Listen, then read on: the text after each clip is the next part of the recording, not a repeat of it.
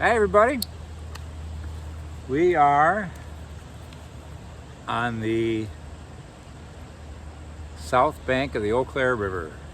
It's a windy day. I saw the forecast. I looked hourly. It didn't seem like it was so much, and I looked at the forecast at by 4 o'clock, and it'd be 18 miles an hour from the south.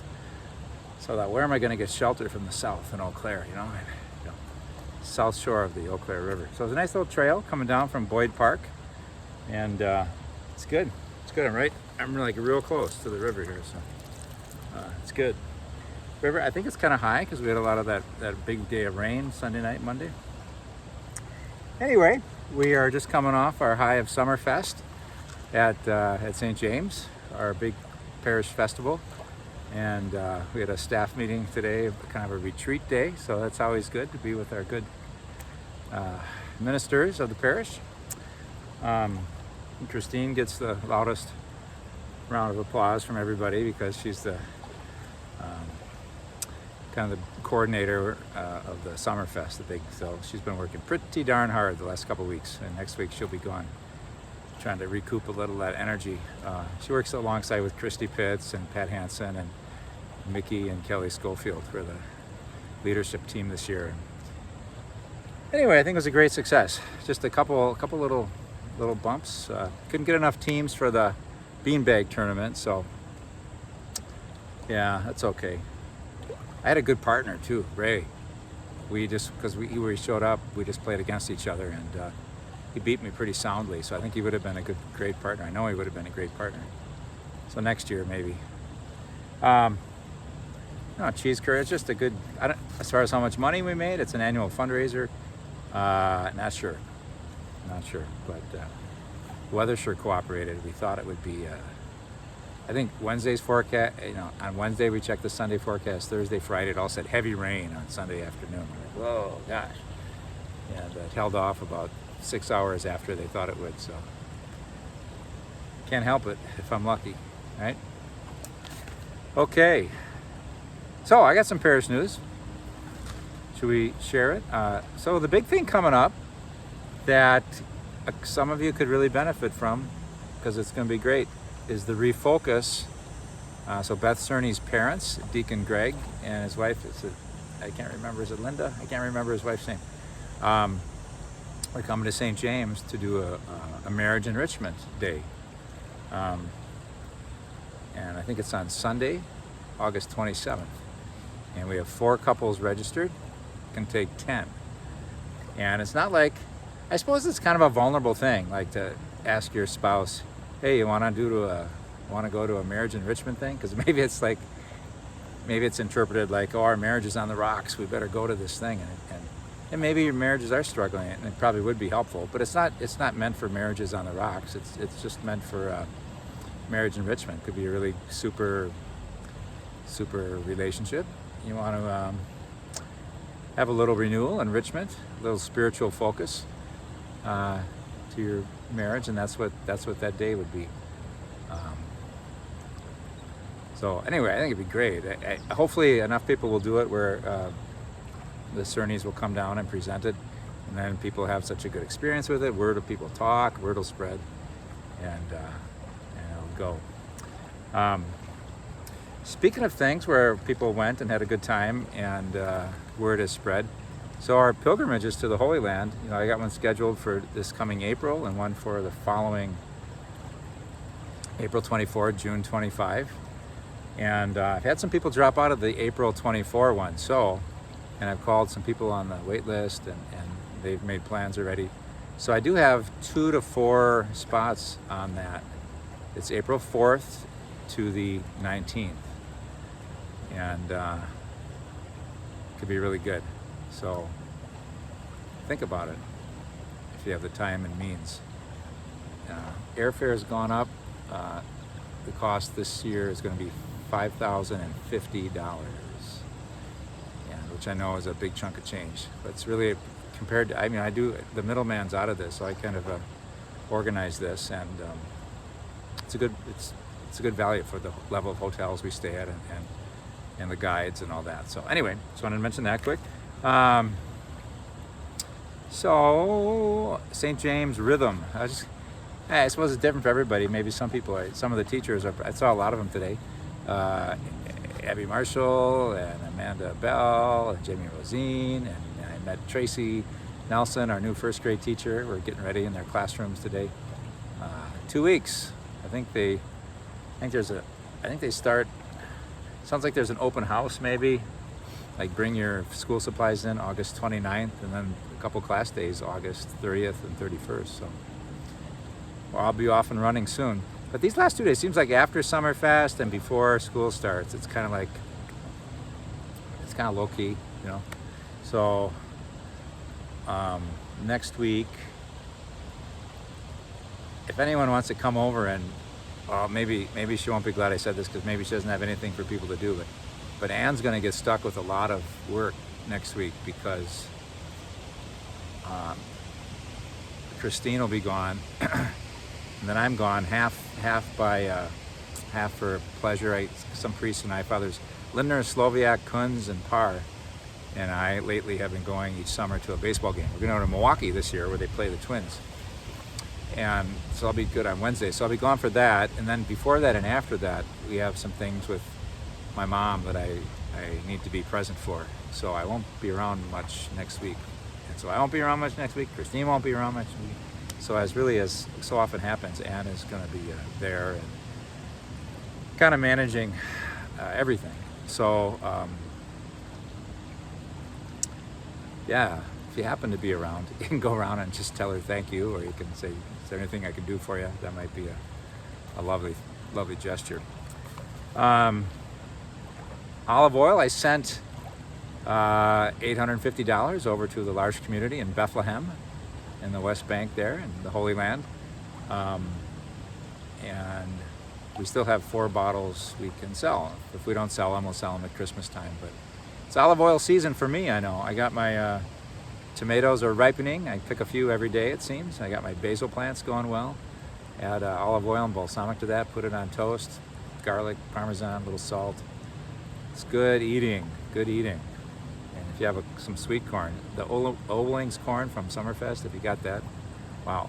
And then I bought some on Birch Street at the old Sue's Bake Shop. It came from Kellogg, Minnesota, the corn. And, you know, I put butter on the first one I had. It was good. I thought, I don't know that this even needs butter or salt. It's like an insult to the cob to butter it and salt it. It's like putting ketchup on steak, right?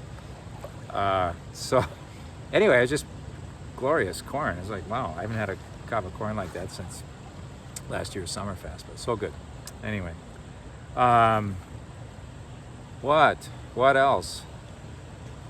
St. Anne's, maybe Oh, so when we sell our Bethlehem goods, we'll have to order those pretty soon. The woolen goods, the nativity sets, the Christmas crafts that support the people with disabilities over at mental disabilities and physical over in Bethlehem.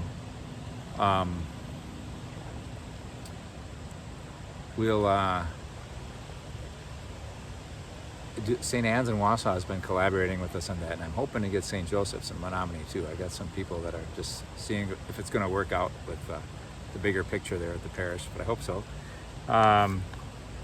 We could use some catechists. Kelly and Beth are scanning all the parishioners to see if they'd be good and willing and available to teach religious education this year, especially we need some at the middle school level.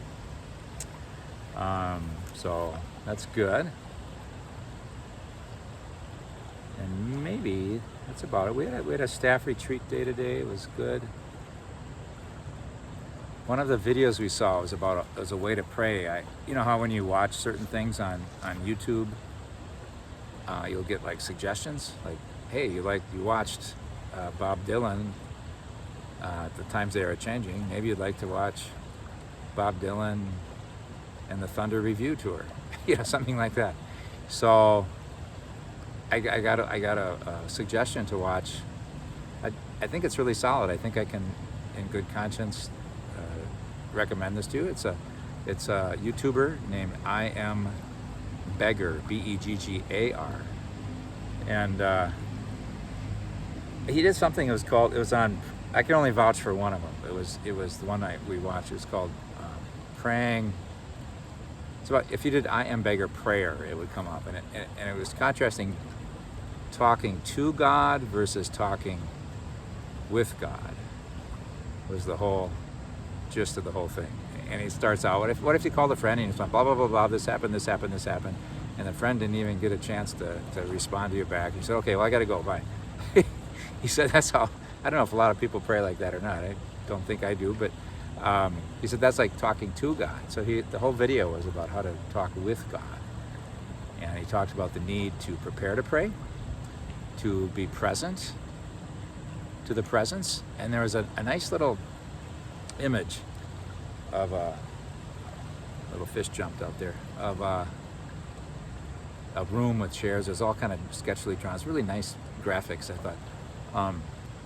But just someone sitting in a room with a bunch of empty chairs.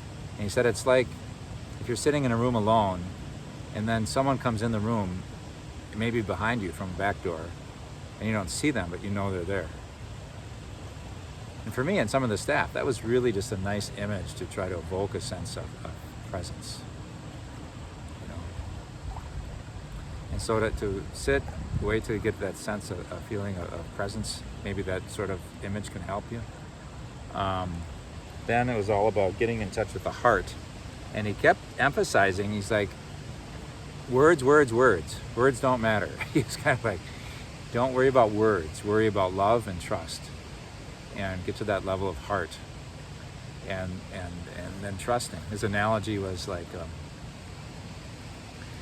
he had a deep sea diver on the bottom and one of those big steel things with a physical airline, so not a scuba, but a physical airline from the bottom to the top where there's a boat and a guy can pull you up or pump air down to you. And he said that trust, you know, if you pull on the rope that they'll bring you up, or that you need more air, is the kind of trust that we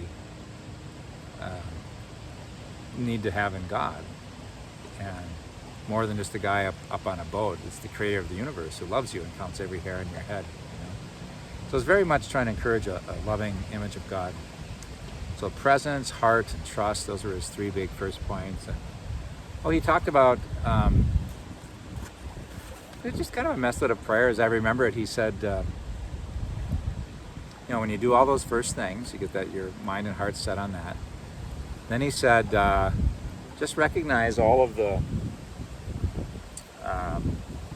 distractions and thoughts, everything going on in your mind, and then whatever stresses are roiling around in your guts.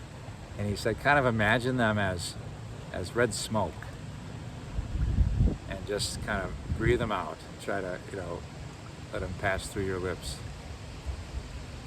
For one of our staff, he said, I know they always say that, the meditation people, let go of distractions. I just can't do that. My mind's too busy. And of course, I respect differences. Works pretty good for me.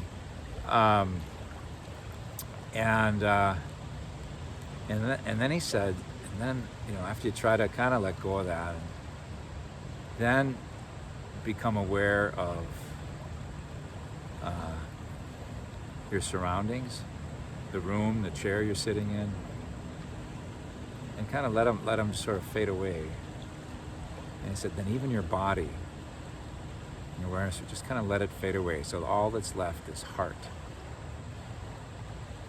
And then be present to the heart of God.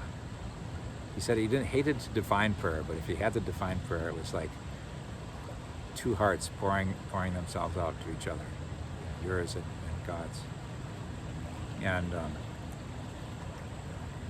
he said that can be just the prayer. That's a real good form, just to be in that sense of, it's just my heart and God's heart, the one who loves me. And he said, if you want to bring words, once you're kind of at that kind of prayerful state where you're present to your heart and God's heart, he just suggests, he said, start with, Lord, I'm sorry for, and don't let it devolve into feeling, getting lost in guilt. And he said, by all means, just let go of this idea that God's mad at you or out to get you. It's the God of the prodigal son who comes to embrace his son who rebuffed him and ran away, but welcomes him back. So I'm sorry for this, with that kind of confidence. Then pray for others, pray for the world, and then pray for yourself as well. And end with a thank you. So I'm looking forward to employing that those little strategies. And maybe that was helpful for you. But if that's intriguing to you and you want to hear a better presentation of it, again, go to I Am Beggar, IMBEGGAR, and on YouTube, and it's the one on prayer. Okay, so that was, I don't know, found that interesting or not, but it's good stuff, I thought. Hey, the psalm today was really interesting. For the Mass of the Day, the responsorial psalm, it was Psalm 66. And it wasn't the psalm so much, because I went to the Bible afterwards and I looked at Psalm 66, and this line wasn't in it. Usually the refrain, like the refrain might be, "The Lord is my shepherd, I shall not want." And then the verses are like, "The Lord is my shepherd, I shall not want. And to green pastures he leads me, he refreshes my soul." But that line is in the psalm. So anyway, the refrain today was, "Blessed be God who filled my soul with fire." You ever heard that? I mean, I never heard that before. And I think, I read the Psalms, so I'm like, well, why haven't I heard that before? And I think sometimes during daily Mass, I'm not always that attentive to the Psalm. I'm thinking about what I'm going to preach or something. I was just surprised. It never struck me until today. So then I go to Psalm 66, and it's not in there. It's the refrain. All the verses from today are Psalm 66, but that refrain, "Blessed be God who filled my soul with fire," is not in the psalm. So whoever crafted the lectionary for our Mass just kind of put that in there. But I love it. And it was a good day for our staff retreat to remember what brought us to ministry, what brought us to want to serve God's people. At some point, God filled our hearts with fire. And I think that's true for most folks, no matter what you do in life, that you've probably had some moments where you felt quite alive spiritually. Maybe we wouldn't even have named it that. It's not necessarily, fervent belief in God or something. Maybe it's just really wanting to be good, really being thankful, finding joy in service, letting your sense of indignation yield to mercy. Those kind of, really are kind of in sync with God. To remember that. And sometimes these kind of senses sort of ebb and flow a little bit. Oh, by the way, that guy who spoke on prayer, he said, and I can't emphasize this enough, this has nothing to do with feelings. He said, as far as getting to that point where heart meets heart, you don't expect it to have an overwhelming emotion of joy or something. It's all about trust. It's about knowing and trust, he said. Anyway, but I thought that was there's a saying of the Desert Fathers. One monk comes to the abbot and says, "Abbot, as far as I'm able, I keep my little fast, I say my daily prayers, I try to exercise patience with my brother monks. Well, as far as I'm able, I do these things. What else could I do?" And the abbot, in the story, raises up his hands, and his hands become like flames, and says, "Why not become fire? Why not just try to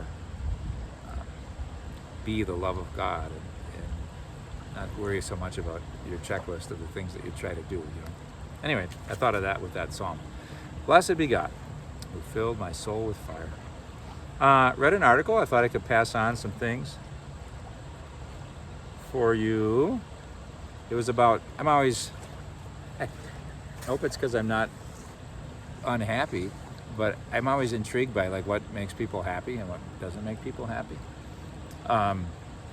So there's an article on a Sunday, I think it was New York Times Magazine, about they interviewed a monk who's known as the happiest man in the world, about what makes for happiness. And let's share a few thoughts with you on that.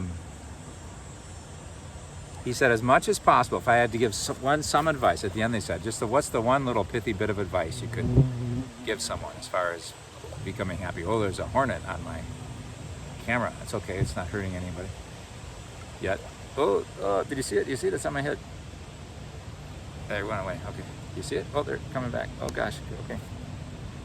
Okay. Nice hornet. Um,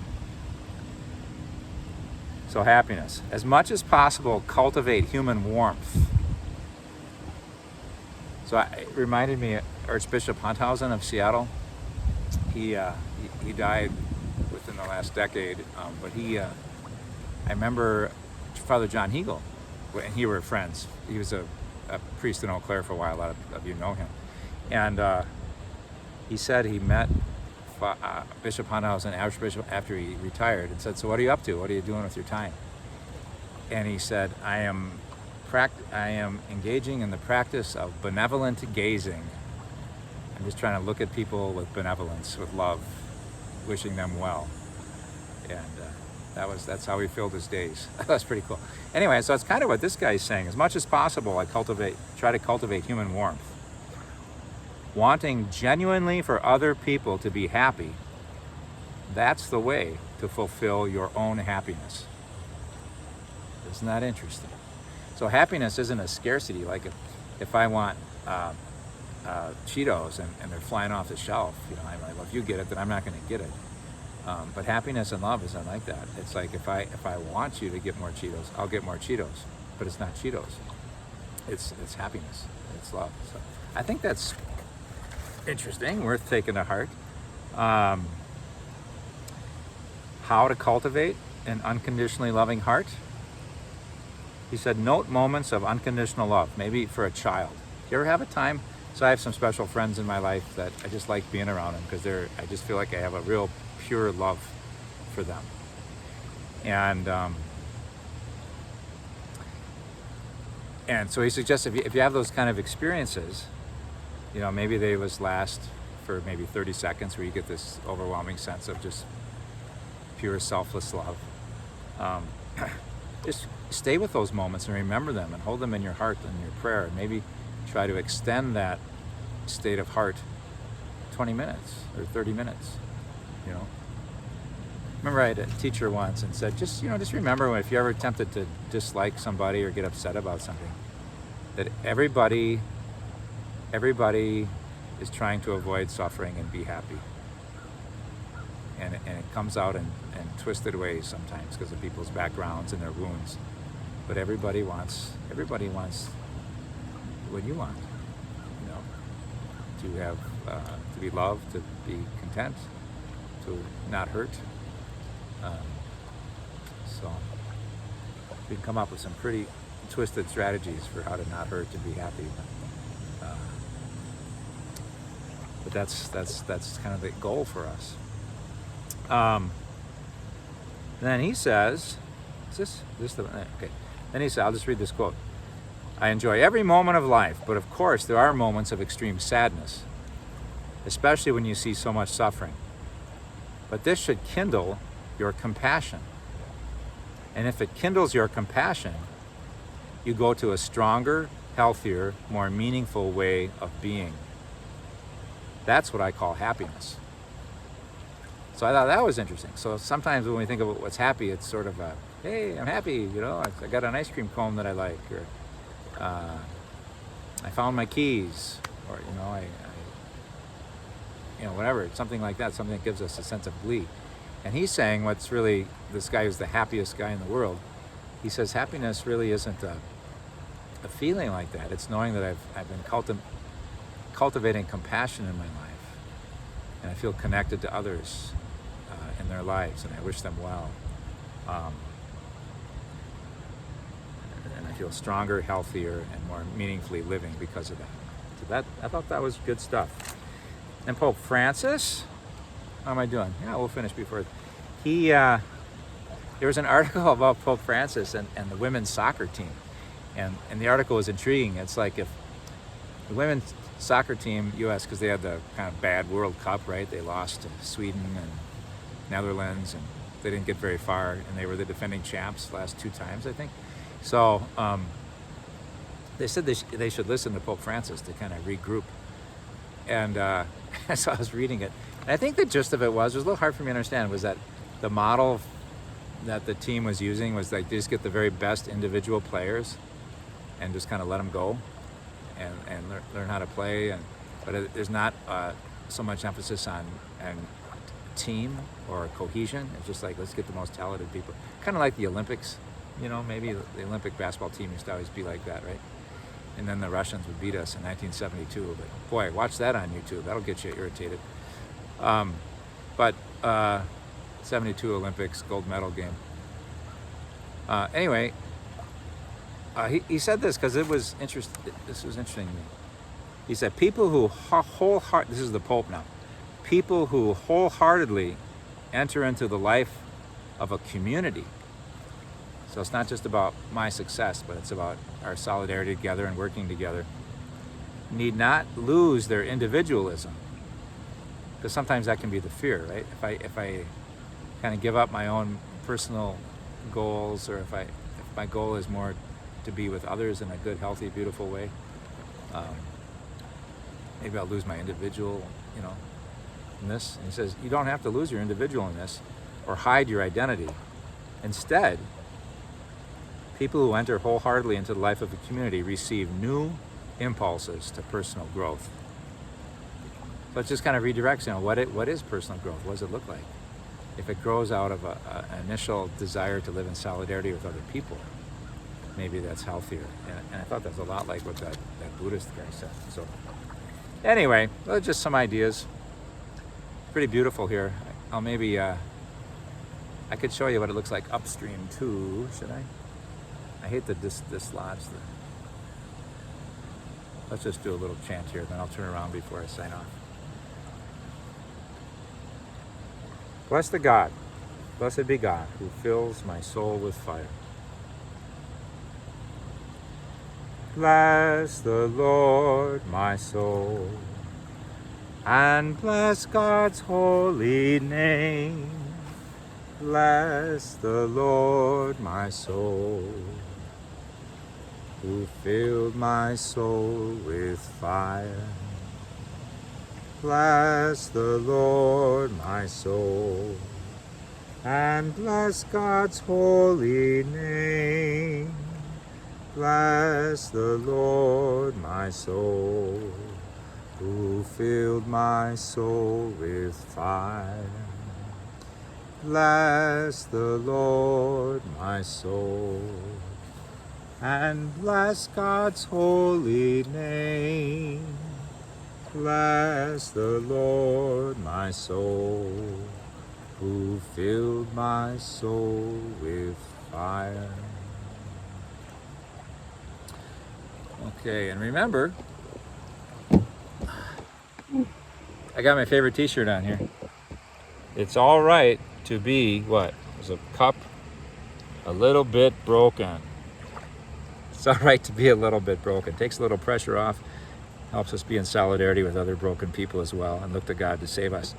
So I'm going to show you this because it's real beautiful all the way around. That's just looking off right across the bank, and now here I'm not going to be able to see. I hope it's the right angle.